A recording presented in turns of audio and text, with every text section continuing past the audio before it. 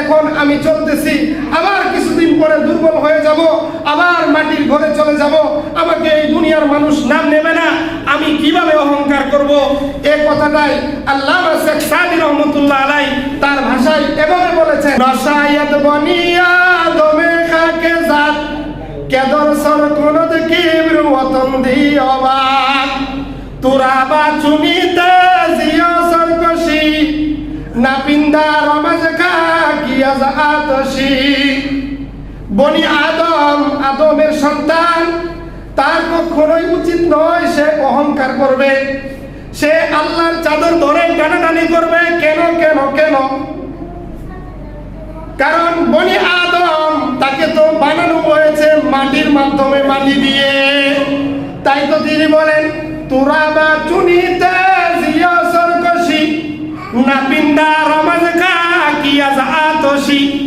এ মানুষ, তোরে দেখলে মনে হয় তোর এত অহংকার, তোর এত গর্ব, তোর এত চলন বলন ধরন আর কথার স্টাইল, তোকে দেখলে মনে হয় না তুই মাটির তৈরি, মনে হয় যেন তুমি আগুনের তৈরি, আগুনের তৈরি। আসলে কিন্তু তুমি মানুষ, মাটির তৈরি, আগুনের তৈরি নয়। তাই আল্লামা শেখ সাদী রহমাতুল্লাহ আলাইহি বলেন, কোন মানুষের উচিত নয় সে অহংকার করবে, কোন মানুষের উচিত নয় সে আল্লাহর মানুষ বানানো সৃষ্টির সঙ্গে সে নিজেকে গর্ব করবে আর অন্যকে তুচ্ছ তাচ্ছিল্য করবে। এটা হয় কেন? হয় কেন? আল্লাহ নবী সাল্লাল্লাহু আলাইহি ওয়াসাল্লাম বলেন, এই অহংকার আসার অনেকগুলো কারণ আছে। তোর মধ্যে বড় একটা উল্লেখযোগ্য কারণ হচ্ছে হুব্বুদ দুনিয়া রাসু কুল্লু খতিয়া। দুনিয়ার মহব্বত সমস্ত গুনাহের মূল।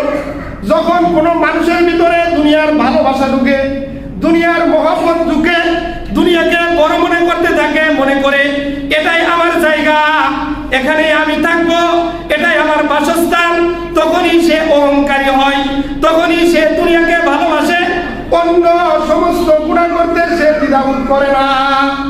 তাই আল্লাহ নবী সাল্লাল্লাহু আলাইহি ওয়াসাল্লাম বলেন, দুনিয়ার মানুষ, দুনিয়াতে থাকবা এমন ভাবে থাকবা, কুন ফিদ দুনিয়া কাআন্নাকা গরীবুন, এমন ভাবে নিজের জীবন অতিবাহিত করবা যেন কোনো পথিক